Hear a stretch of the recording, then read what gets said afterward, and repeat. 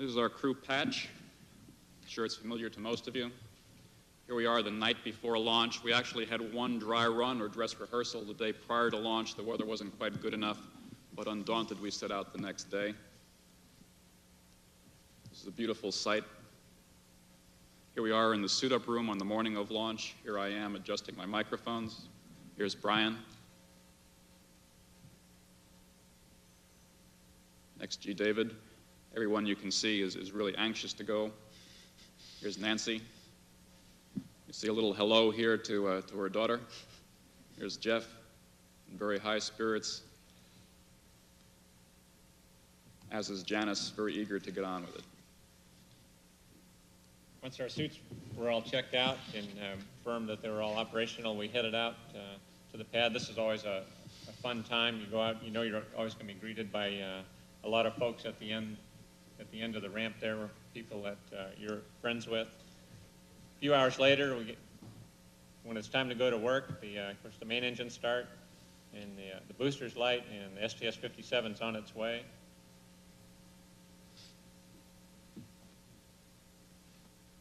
The roll program for us this time was nice and smooth. We had a cloud that was nearby. You'll see us going right by it. Went right by the edge of it. Ron and I had been sitting there looking at it for quite a while. It had just moved left and right over the pad, but was not a factor.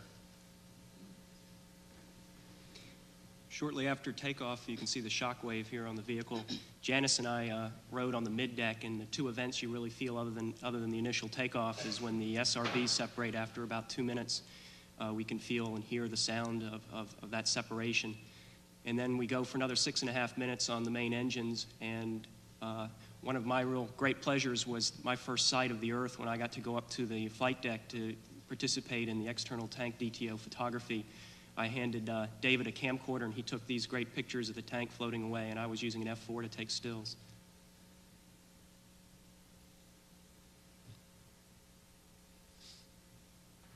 Shortly after we arrive on orbit, we begin configuring the orbiter for orbit operations. This is me opening up the payload bay doors, and Brian is taking film footage of the door opening, which we then later downlinked. And for me personally, as those doors opened and I got my first glimpse of the Earth from 250 miles, it was just absolutely spectacular. This is a view of the Eureka satellite as we're closing in on flight day 4. It's actually sped up a little bit, but it gives you an idea of what Eureka looked to us. Actually, it's coming down almost immediately overhead Janice's vantage point as she was back in the space hab. Here we are on the flight deck, and you can see there's a lot of activity going on in this time frame. This is all just prior to grapple with Eureka. As Ron mentioned, while the other 5 members of the crew were up on the flight deck, I was using the space hab overhead window to look through a night vision system and the laser ranger you see me taking out there to help support the rendezvous with range and range rate data. This is the view that I had of Eureka as Ron was doing the fly around to get the grapple fixture poised for David's activity. You can see David here looking at the monitors to make sure everything's ready for him to grab a hold of the Eureka and put it back in the bay as Ron is doing the fly around. And this is the view again out of the D camera. You can see the RMS coming in the right-hand portion of your picture there. The payload was very, very stable. That's a tribute to both Ron's flying capabilities and also just how stable the payload was. It was rock solid there, which is, from an RMS point of view, that's a great sight to see. Coming in here, this is just prior to grapple. In fact, I think grapple's about right there, and now it's being, the end effector, the snares are actually pulling the payload into the end effector there. This is an A camera view right now. And this, I don't know how many minutes later it was, we were already over in the post-capture position. And so the payload's pretty stable there. What you can see in the background there, we're just coming across the west coast of the United States. You can see the LA Basin down there with the clouds right there. And coming up into view right now, about in the middle of the picture, is the high desert area of California, and Edwards Air Force Base is just up beyond that. You can see the San Joaquin Valley up above that too. One of the small problems that we had during the retrieval was that the antennas on Eureka failed to latch, so we took the opportunity post-grapple to send down some film footage of that so that the Payload Operations Center over in Germany could take a look at that. And then once everyone was satisfied we had some good views, we began berthing operations and deactivation of Eureka. And this is David operating the robotic arm, manipulating Eureka down into the berth position and to latch it into the payload bay. And we then began preparations for the next day's EVA, which was to begin with an EVA to latch those antennas. The berthing sequence itself went very, very smoothly. The next morning, as Nancy mentioned, we had the planned EVA. That was flight day 5. And we started out making sure that the suits were all ready. Once we got the crews into the suits, we actually brought them into the mid-deck area from out of the airlock, where they could practice some translation techniques and also determine the way in which they wanted to carry their tools out for the work that they knew they had ahead of them. Here we see David and Jeff, and you can see just what tight quarters it is in the airlock. When the 4-hour pre-breathe was up, David opened the hatch on the tunnel adapter and the thermal cover, and here you can see him making his initial egress from the tunnel adapter. And then there's a shot from the inside the airlock where you can see us positioning ourselves to go out. This is myself positioning to go out. Dave's now outside of the hatch. And here I am following him out. He's in the lower left-hand corner of the picture now.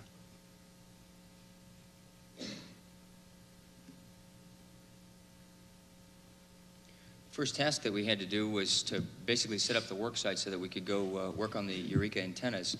And Jeff installed a PFR attached device on the arm and a safety tether, and then I came on over and attached the portable foot restraint right there that I was going to step in, and then Nancy was going to drive me around on the end of the arm there. All of that is now attached to the end of the arm, to the end effector there, and I'm just about ready to ingress the portable foot restraint. You can see the arm, you're going to see that move a little bit. Putting some inputs into the arm, you can see it probably moved up to a foot or so, and I think Nancy got some brake slip messages when both Jeff and I ingressed the portable foot restraint.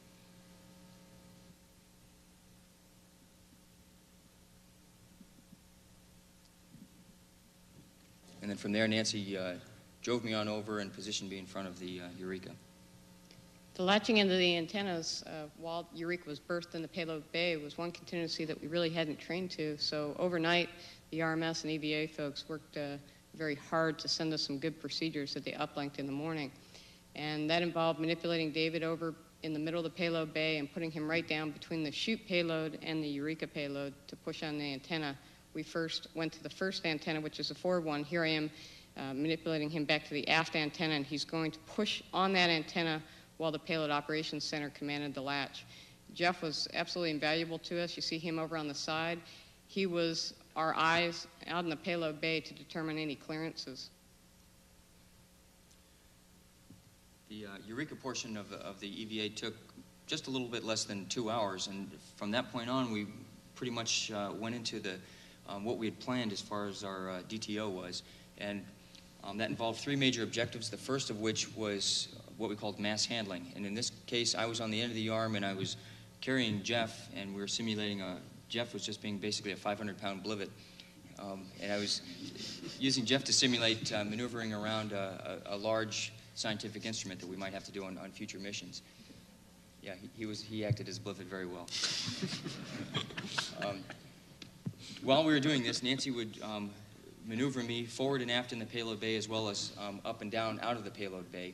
And we did this both in vernier and course rates on the RMS. And results that I'd like to report are that the ARM is a very stable platform. Driving around in either vernier or course rates was a fairly simple thing to do, as long as you move slowly, as long as the inputs I made into the mass were slow inputs.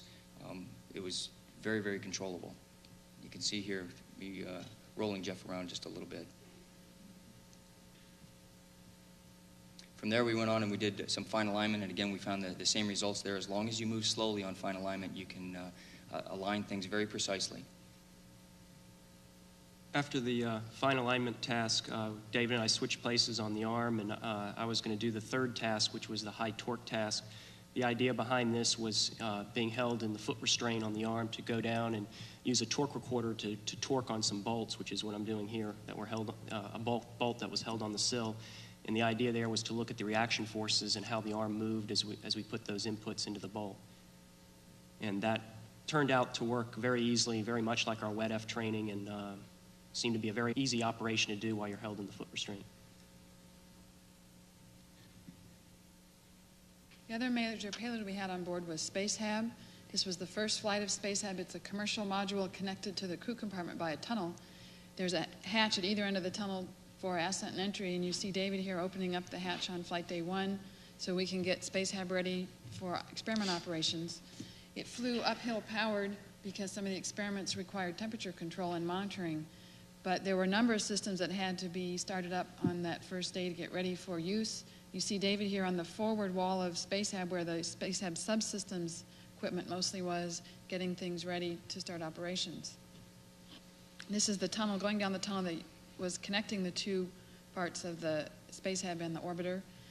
This is early on in the flight. It gives you a nice view of the aft wall of SpaceHab before we've put out all our experiment procedures and gotten a little more cluttered than as you'll see in later views. This is Brian checking out some orbiter equipment that we had stowed back there that actually is the laser ranger that we used on the Eureka Retrieve Day. And you can see how the aft wall is covered with lockers very similar to the mid-deck lockers. SpaceHab was envisioned as kind of an extension of the mid-deck to give you access for lots of experiments doing early design work. This is the port wall. We found that to be a very convenient place to store our procedures and the computer disks. You can see me taking some computer disks out there, as well as Nancy working on an experiment on the forward wall. With 2 people back there in the corner, you can see there's plenty of space in 0G to get around, and SpaceHab was a very nice area to work. It was nice and bright and had a lot of easy access for getting into the experiments.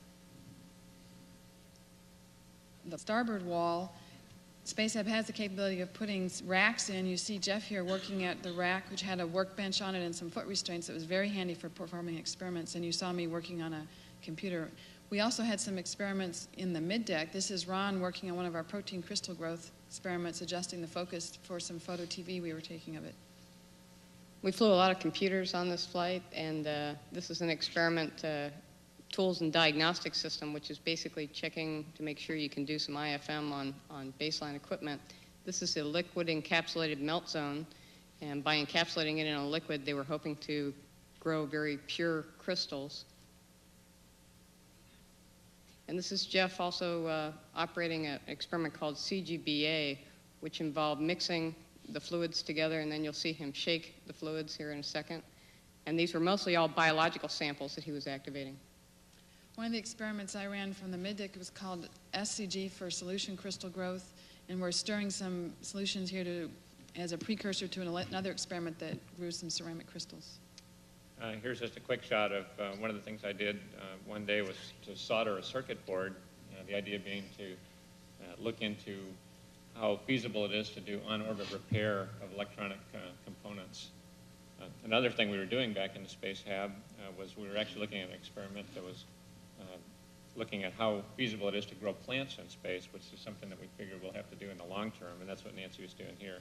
Looks like she got going in one direction and figured out it was easier to just spin all the way around.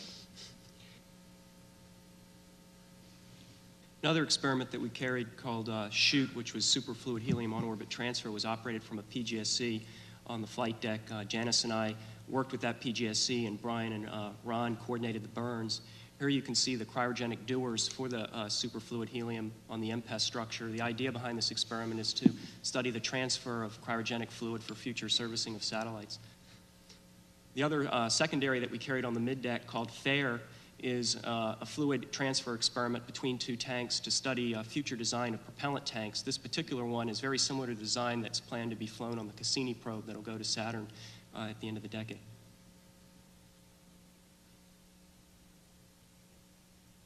We had a lot of training pre-flight and Earth observations because, of course, looking out the window gives you a very interesting view of the Earth. You can see me taking some pictures there with our 70mm camera, which gives you very high detail for looking at the Earth. This is a view of the Sinai Peninsula. You can see the Gulf of Aqaba there, leading down into the Red Sea. This is further down onto the Horn of Africa, the Somalia area, at the southeast corner of the Red Sea. And this is not Africa. This is the west coast of Australia there. You can see Exmouth Bay which is the big bay that you see along to the right there, and Shark's Bay is just underneath the tail of the orbiter there. And one of the other experiments that we did was called DSO 618, riding a cycle ergometer. It was one of the other experiments that we were trying to use to increase your orthostatic tolerance when you come back and land on Earth. We were extremely busy on this flight, and as you can see, Jeff didn't take time to eat, so Janice felt compelled to feed him. And just like every crew, we felt obligated to play with our food. However, in this case, we decided to take this opportunity to bombard Jeff behind the camera there with M&Ms.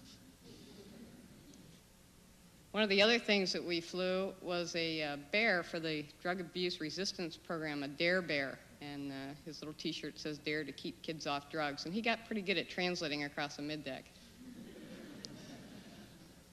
As you're getting ready to come home for entry, you check out some of the systems on board that you haven't been using in a while, or in the entry configuration, making sure everything's ready. This is checking the RCS system. You can see Brian and Ron moving around. Of course, actually, it's the orbiter moving around as the jets fire. And you can see how they are enough of an input that there's a significant movement on the part of the orbiter. With the wave-off days we had, we got a little more chance to look out the windows. You see the Terminator here. As everybody had told us, first-time flyers, sunrises and sunsets are gorgeous. As you heard, we had a lot of practice at deorbit prep, and this is one of the scenes on the flight deck as we prepare to come in the LESs. David did a lot of this camcorder footage, and Brian did from the flight deck, so you can kind of see the aft part of the flight deck there, and everybody's seated and ready to come in. Once we were decided to get serious about this entry stuff, well, we finally did the deorbit burn, and we were in the dark for some of the high Mach times, and up in Mach 24 range. And here you see the plasma, which surrounds the vehicle during the entry up there. We flew into the daylight around Mach 23, so we didn't get to see that all the way down. We got to Florida short of 9 in the morning, so we probably didn't wake everybody up, but we think we announced our arrival with the sonic booms. Here we are with a view of the orbiter on the final approach. We landed at KSC runway 33. It was a great treat for us to be able to come back to KSC. You always like to bring the orbiter back to the place that you launched from.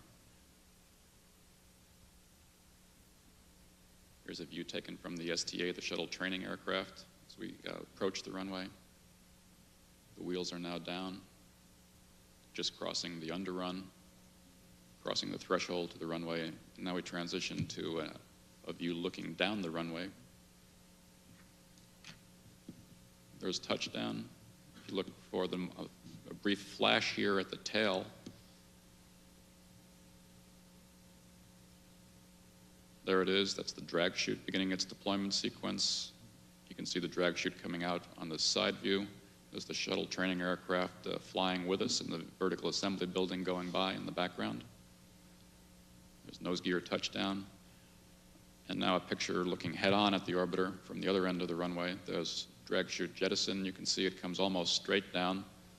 We didn't have much of a crosswind that day at all. It was almost an ideal condition for a landing. She was back in the space hab. Here we are on the flight deck, and you can see there's a lot of activity going on in this time frame. This is all just prior to grapple with Eureka.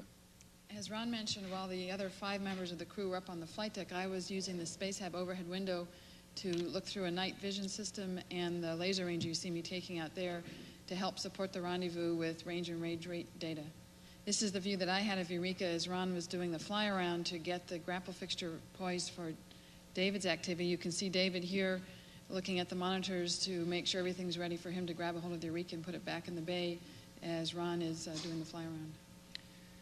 And this is the view again out of the D camera. You can see the RMS coming in the right-hand portion. This is Janice, very eager to get on with it.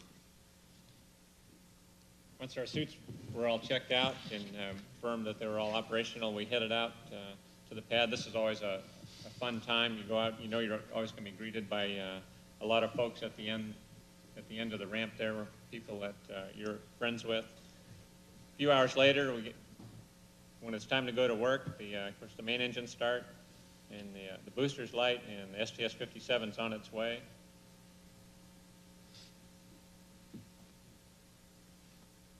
The roll program for us this time was nice and smooth. We had a cloud that was nearby. You'll see us going right by it. This is our crew patch. I'm sure it's familiar to most of you. Here we are the night before launch. We actually had one dry run or dress rehearsal the day prior to launch. The weather wasn't quite good enough, but undaunted, we set out the next day. This is a beautiful sight. Here we are in the suit-up room on the morning of launch. Here I am adjusting my microphones. Here's Brian.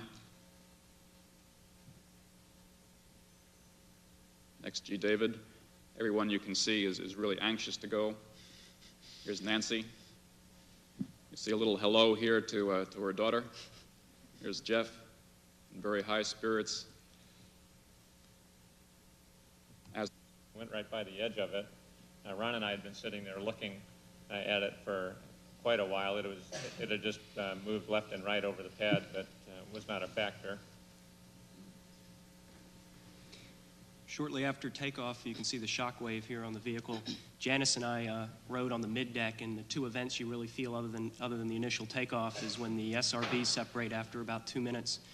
We can feel and hear the sound of that separation. And then we go for another 6.5 minutes on the main engines, and one of my real great pleasures was my first sight of the Earth when I got to go up to the flight deck to participate in the external tank DTO photography. I handed David a camcorder, and he took these great pictures of the tank floating away, and I was using an F4 to take stills.